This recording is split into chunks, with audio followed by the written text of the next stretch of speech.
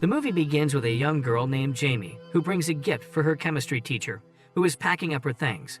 Since the teacher is pregnant, she's going on maternity leave.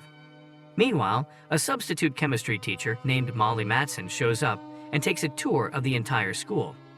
During the tour, Miss Matson finds herself attracted to one of the students on the baseball team. In the next scene, Jamie is talking to someone at school when her boyfriend Danny shows up from behind and hugs her. It turns out that Jamie and Danny are both looking forward to their first anniversary next Thursday because they're finally going to get intimate with each other, and that's something Danny has been eagerly waiting for. Interestingly enough, Danny is the same guy whom the new teacher was eyeing earlier. Later, Jamie goes home from school and her mother gives her some devastating news. Jamie's father has been out of work recently, so they've been using money out of her college fund to pay for the mortgage. Now the family has no money to send Jamie off to college. Meanwhile, Jamie's father is sitting on the couch playing online poker on his computer. He doesn't seem too bothered about the family's financial situation. Angered by her family problems, Jamie goes to Danny's house and starts making out with him in his bedroom. He tries to make a move on her to get intimate, but she stops him and says she isn't ready. At this moment, Danny's mother walks in on them and Jamie awkwardly leaves. Danny's mother proceeds to scold him because he needs to spend more time studying if he wants to get into Stanford and quit wasting time with his girlfriend. The next day, Miss Matson prepares for her first day as a teacher. She looks at a compact mirror to check her appearance and is haunted by a flashback from her childhood. It turns out that Miss Matson's stepmother used to bully her as a little girl because her real parents didn't want her. And if that wasn't enough, then the evil stepmother even tormented the little girl by saying that her mother was dead. A few moments later, Danny walks into the classroom and turns in his assignment. Miss Matson tells him that he should meet her after school for extra help because she wants him to maintain a good GPA, and he agrees. After class, Danny meets up with her in the classroom, and the teacher proceeds to tell him that she's available to help him on his upcoming midterm paper if he gives her his phone number. He agrees, and the two of them exchange numbers. That night, the teacher texts Danny asking him to brainstorm baseball-related topics for his midterm paper. Danny replies, and the two of them start discussing this idea. A few days later at school, we see that Jamie gets a C on her midterm paper. She turns to Danny and watches Miss Matson bend over and rub Danny on his arm for a job well done on his paper. Since Jamie isn't happy with her grade, she stays back after class and asks Miss Matson what she can do to improve. She explains that she doesn't want any special treatment, but mentions that her father has been out of work for over a year, which is why she needs to score a college scholarship. Miss Matson tells Jamie to write another paper by tomorrow, giving her a chance to improve her grades. When Jamie gets out of class, she tells Danny that she can't celebrate their first anniversary with him tonight because she has to rewrite the paper. Annoyed, he hands her a gift and walks away. Later, while Danny is standing near his car in the school parking lot, Miss Matson shows up in her car and apologizes for ruining his anniversary plans with Jamie. Then she offers to help cheer him up and asks him to get in the car. Meanwhile, at home, Jamie's mom finally loses her temper and confronts her husband about not contributing to the household expenses and his alcoholism. Jamie overhears her parents arguing but goes inside her room to write her paper. She glances over at a photo of her and Danny on her bedside table and realizes that she misses him.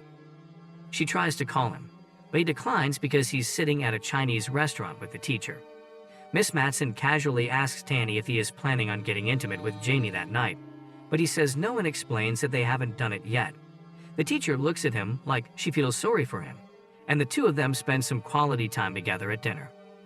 Meanwhile, Jamie calls her friend at a party to ask if Danny is there.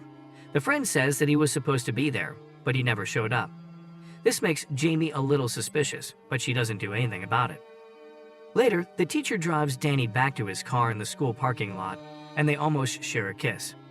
There's some burning hot chemistry between these two.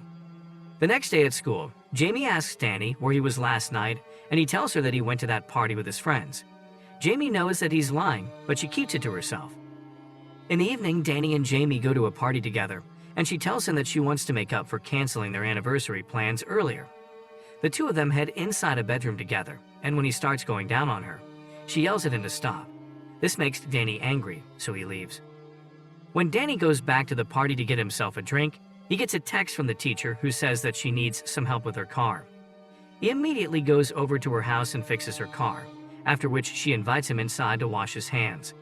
As she dries his hands with a towel, the situation gets intense, and they start making out.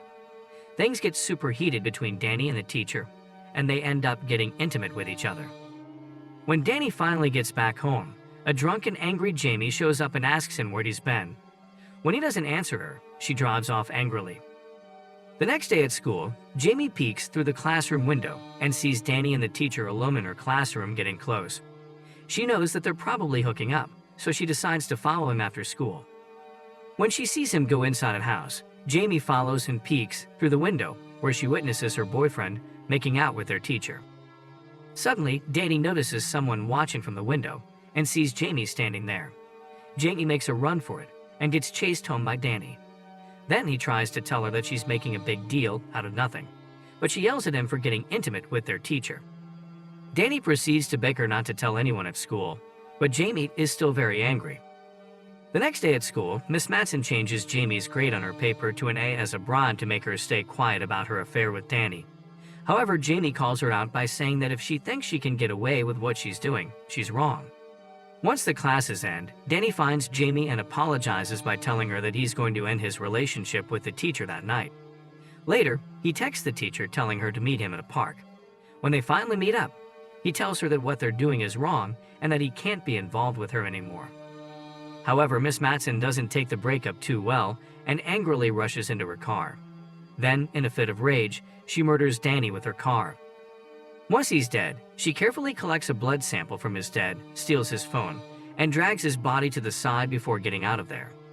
Then, she uses the school's student directory to find Jamie's address and manages to plant a phone inside her car. Before leaving, she even smears some of Danny's blood on the bumper to frame Jamie for murder. Later, she dumps another phone in a nearby dumpster and buys herself a movie ticket at the local theater. After all this chaos, the next morning finally comes, and Danny's mom is shocked to not find him in his bedroom. She reports him missing to the police, and they start investigating where the boy went. Meanwhile, Miss Matson rushes her car to an auto repair shop to fix the damage on her bumper. One of the mechanisms is extremely suspicious of the damage, but doesn't say anything to her and fixes the car. A few hours later, the police manage to track down Danny's phone in the dumpster. They read the text message he sent to an unknown number asking them to meet at the park. Then the police discover Danny's dead body in the park parking lot, and a homicide investigation starts immediately. Meanwhile, Jamie hears about Danny's murder from her mother and goes down to the police station to answer some questions. There, she gets berated by Danny's mom, who accuses her of running over Danny with her car. Jamie ends up telling the police all about Danny's affair with the teacher and that he was supposed to be meeting her last night to end their relationship. After hearing this, the police show up at Miss Matson's house and notice that her car looks perfectly fine. Then they question her about having a relationship with Danny, but she denies everything and claims that his girlfriend Danny has been acting crazy lately over her bad grades. Miss Matson even shows the police an alibi using her movie ticket from that night. Later that day, the police get a warrant to search Jamie's house and car. They quickly find blood on her bumper and then find the phone that was carefully planted in the glove box. Jamie's mother angrily asks her whether she bought a phone, but Jamie says that it isn't hers. The police quickly match it up with the phone Danny was texting on the night he got murdered, so they arrest Jamie for the crime.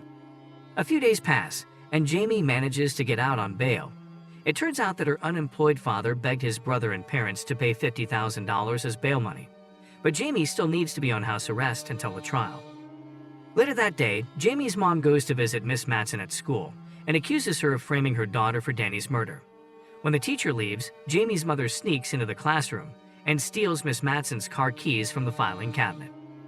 She searches through the entire car to look for clues and finds the auto repair shop on her GPS. Jamie's mom goes down there and learns from the mechanic that the teacher came in a few days ago with a broken grill, but has already been sent off to the scrapyard. Meanwhile, at home, Jamie makes a bold move by disregarding her court-ordered house arrest and sneaks over to Miss Matson's house. She's hoping to secretly record a confession on audio by making the teacher angry enough.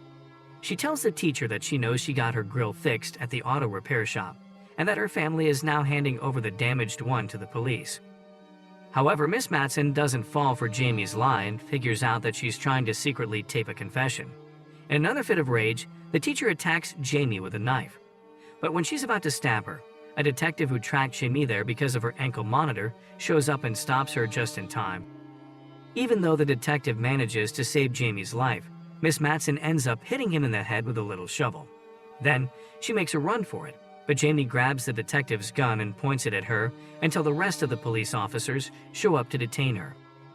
In the final scene, the police escort Miss Matson away as the detectives inform Jamie's family that she confessed to everything, including her secret relationship with Danny and his murder.